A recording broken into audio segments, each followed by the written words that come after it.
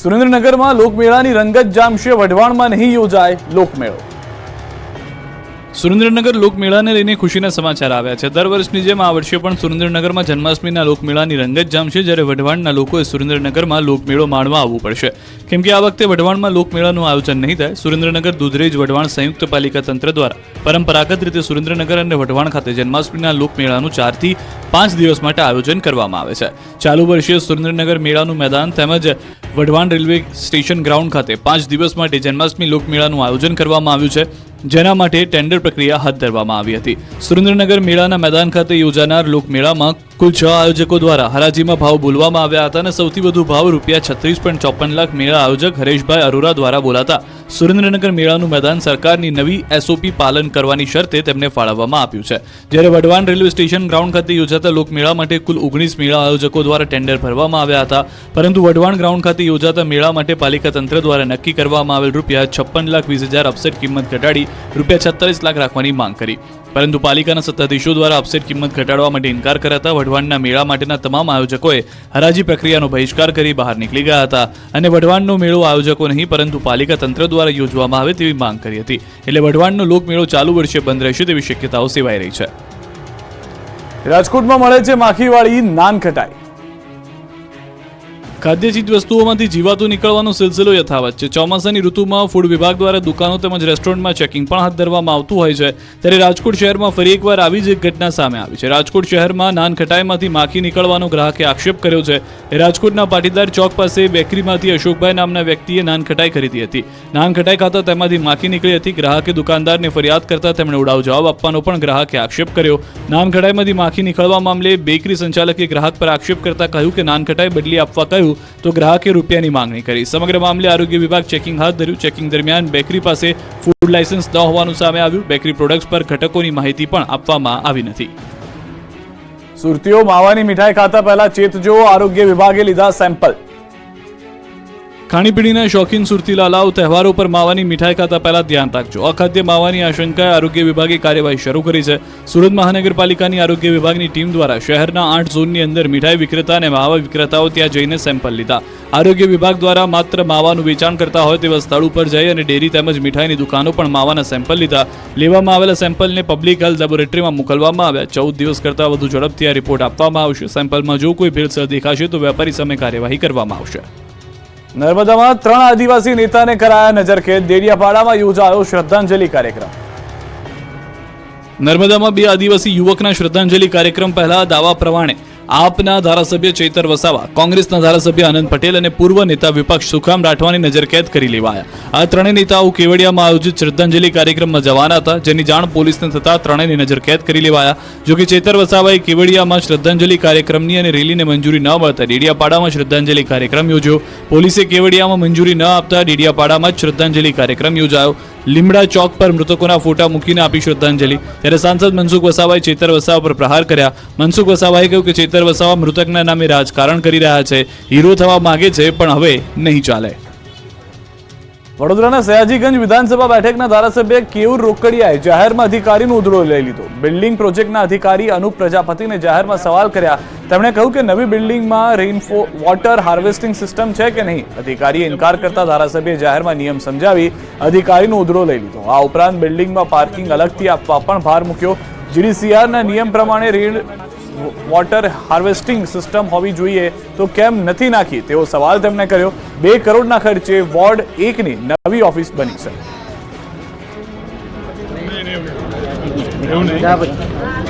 Rain water harvesting જીડીસીઆરના નિયમમાં છે કે નહીં છે તો તે મૂક્યું છે,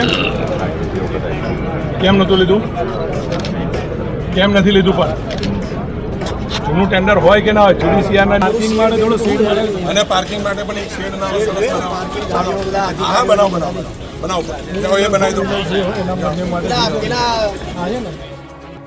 સુરતી લાલાઓ, ઝોલા છાપ તબીબોથી બચીને રહેજો। નકલી તબીબોની હાટડીઓનો પર્દાફાશ। સુરતના વિવિધ વિસ્તારમાં બે રોકટોક ધમધમી રહ્યા છે. ઝોલાછાપ તબીબોની હાથડીઓ. એસઓજીએ શ્રમિક વિસ્તારમાંથી 16થી વધુ બોગસ તબીબોને પકડ્યા હતા. જોકે કાર્યવાહીના થોડા દિવસમાં ફરી આ ક્લિનિક ધમધમતા થઈ ગયા છે. પાંડેસરા, બામરોલી સહિતના વિસ્તારોમાં દર્દીઓના સ્વાસ્થ્ય સાથે ખુલ્લેઆમ ચેડા થઈ રહ્યા છે. ન્યૂઝ 18 ગુજરાતીએ બની બેઠેલા નકલી મુન્નાભાઈને રિયાલિટી ચેક કરતા ચોંકાવનારી હકીકત સામે આવી. BHMSની ડિગ્રી ધરાવતા 500થી વધુ હોમિયોપેથિક તબીબો પોતાના ક્લિનિક ખોલીને બેઠા છે અને એલોપેથી ડોક્ટર તરીકે પ્રેક્ટિસ કરી રહ્યા છે. હોમિયોપેથિક તબીબોને ઇન્જેક્શન લગાવવાની કે બાટલા ચડાવવાની મંજૂરી નથી હોતી. તેમ છતાં નાના નાના દવાખાના ખોલી એલોપેથી તબીબની જેમ દર્દીઓને સારવાર આપી રહ્યા છે. ન્યૂઝ 18 ગુજરાતી આવા ક્લિનિકમાં પડતાલ કરવા પહોંચ્યું ત્યારે બની બેઠેલા તબીબ લાજવાના બદલે ગાજ્યા. ડિગ્રી વગર જ એલોપેથીની પ્રેક્ટિસ કરતા દેખાયા. અમારા સંવાદદાતાએ ગેરકાયદે પ્રેક્ટિસને લઈને સવાલ કર્યો તો તેનો ગુનો સ્વીકારી લીધો. જોકે તેમની દલીલ સાંભળશો તો માથું પકડી લેશો. દર્દીઓના સ્વાસ્થ્ય સાથે ચેડા કરતા કેટલાક તબીબો તો પોતાના દવાખાના બંધ કરીને રફુ ચક્કર થઈ ગયા. જોકે તેની ક્લિનિકમાં એલોપેથી દવાઓનો જથ્થો પણ મળી આવ્યો. કચ્છ જિલ્લામાં શિક્ષણ ખાડે ગયું. શાળા છે, વિદ્યાર્થીઓ છે, પણ શિક્ષક નથી અને શાળાને લાગેલા છે તાળા. શાળા છે, વિદ્યાર્થીઓ છે, પણ શિક્ષક નથી અને શાળાને લાગેલા છે તાળા. આ દુર્દશા છે કચ્છના એક ગામની. બાળકોને ભણવું છે પરંતુ તેઓ શિક્ષકની રાહમાં છે. વાત છે ભુજ તાલુકાના પાયરગા ગામની. આ ગામના લોકોએ વારંવાર રજૂઆત કરી છતાં અહીં શિક્ષકો નથી મુકાતા, જેના કારણે લાંબા સમયથી શાળા બંધ હાલતમાં છે અને બાળકો ભણ્યા વગર ટળવળી રહ્યા છે. પાયરકા ગામે બાળકોમાં ભવિષ્ય સાથે ચેડા થઈ રહ્યા હોય એવા દ્રશ્યો જોવા મળ્યા. બાળકો શાળાએ મારેલા તાળાની ચાવી લઈ શિક્ષકની રાહ જોઈ રહ્યા છે. શાળા લાંબા સમયથી બંધ હોવાથી સ્થાનિકોએ અનેક રજૂઆતો કરી પરંતુ શિક્ષણ વિભાગ દ્વારા શિક્ષક મુકાતા નથી. સ્થાનિક કહી રહ્યા છે કે શાળા કોરોના કાળથી બંધ છે. તો આ ગામથી 10 કિલોમીટરના અંતરે આવેલા પીરવાડી ગામ, જ્યાં પાયરકાથી વિપરીત પરિસ્થિતિ જોવા મળી. અહીં ઓન રેકોર્ડ માત્ર 6 વિદ્યાર્થીઓ છે અને 2 શિક્ષકો નિયમિત શાળાએ ભણાવે છે. જેથી સમજી શકાય કે પાયરકા ગામે 16 થી 18 બાળકો છે અને એક પણ શિક્ષક નથી આવતા.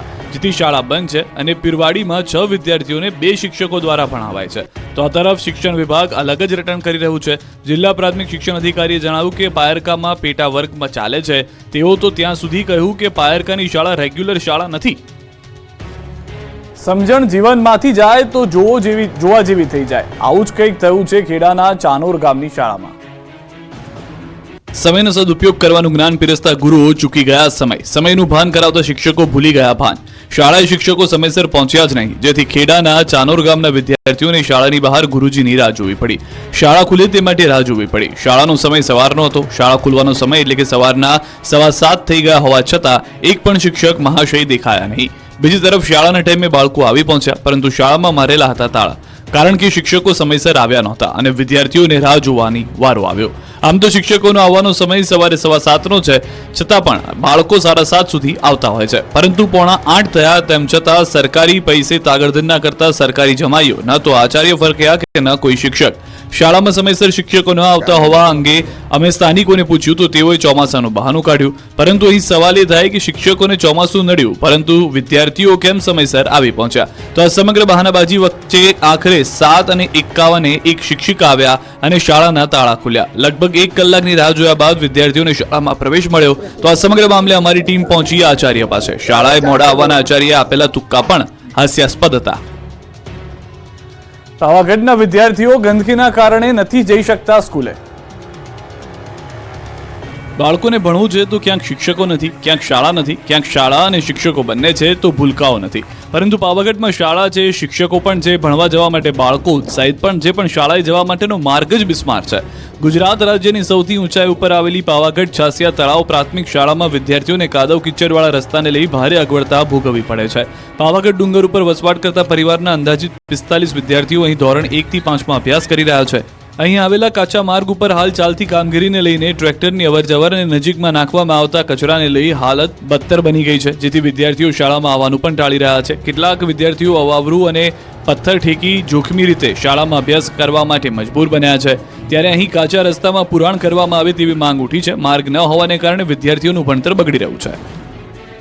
ઔદ્યોગિક નગરી વાપીના રોડની અધોગતિ જુઓ.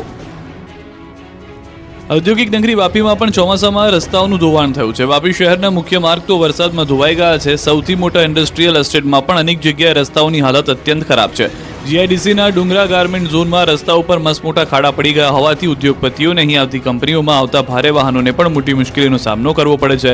અનેક વખત અકસ્માતો પણ સર્જાય છે. ડુંગરા ગાર્મેન્ટ ઝોનમાં નાની મોટી 100થી વધુ કંપની આવેલી છે. અહીંની કંપનીઓમાં માલસામાનની હેરફેર કરતા નાના મોટા વાહનોની સતત અવરજવર રહે છે.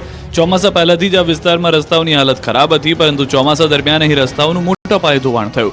આથી કંપનીઓમાં આવતા મોટા વાહનોને ભારે નુકસાન થઈ રહ્યું છે અને અહીં અવરજવર કરતા 7000થી વધુ કામદારો પણ અવારનવાર અકસ્માતનો ભોગ બનતા આ રસ્તો જોખમી સાબિત થઈ રહ્યો છે.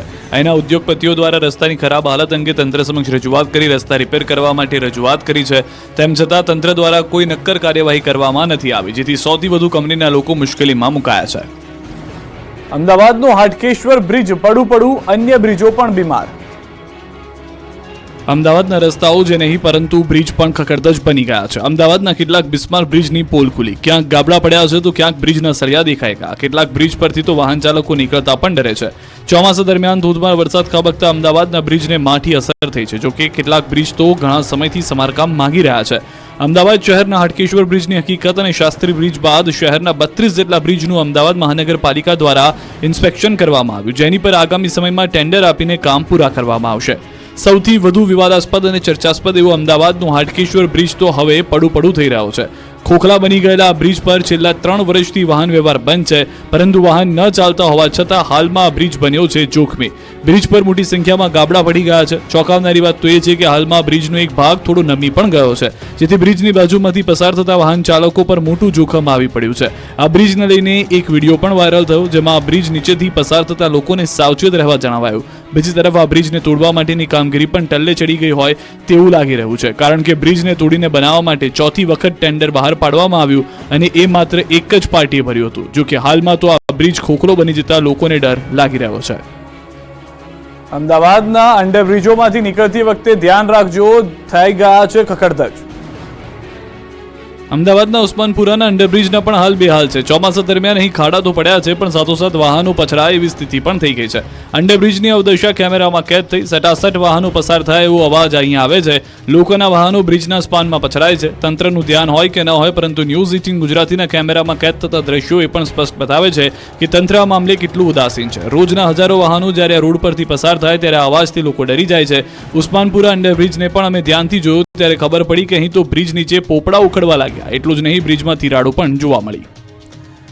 રક્ષાબંધનને લઈને એસટી વિભાગ દ્વારા વધુ બસો દોડાવવામાં આવશે.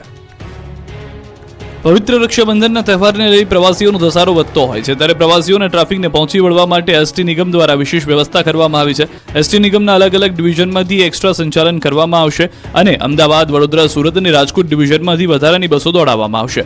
ચાલુ વર્ષે 6500 એક્સ્ટ્રા ટ્રીપ સંચાલનને મૂકવામાં આવી છે. તેમજ તમામ ડેપોમાં સૂચના આપવામાં આવી છે કે પ્રવાસીઓની ટ્રાફિકને પહોંચી વળવા માટે પ્રવાસીઓની જરૂરિયાત મુજબ બસ દોડાવવામાં આવે, જેથી એસટી નિગમ દ્વારા પ્રવાસીઓની સારી સુવિધા આપવા માટે સજ્જ બની છે.